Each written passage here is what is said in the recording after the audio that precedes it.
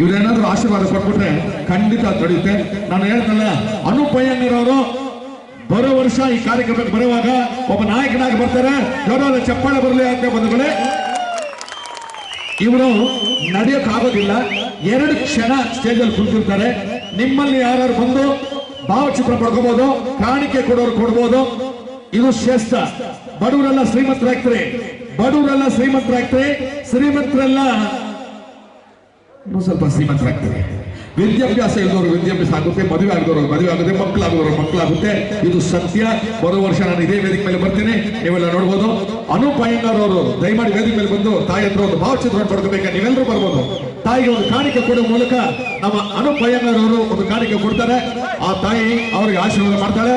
ಬಂದ್ರೆ ಬರುವರ ಎಲ್ಲರೂ ತಾಯಿಗೆ ಒಂದು ಚಿಕ್ಕ ಕಾಣಿಕೆಯನ್ನು ಕೊಟ್ಟು ಆಶೀರ್ವಾದ ಪಡ್ಕೋಬೇಕಾಗಿ ವಿನಿಸ್ಕೊತಿದ್ದೀವಿ.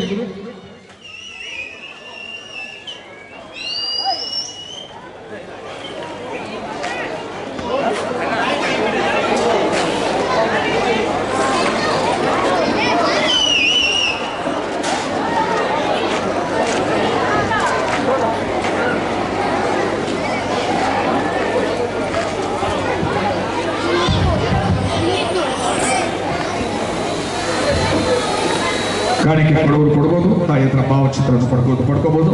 2 ನಿಮಿಷ ಸ್ಟೇಜ್ ಅಲ್ಲಿ ಇರ್ತಾರೆ ಅವರು.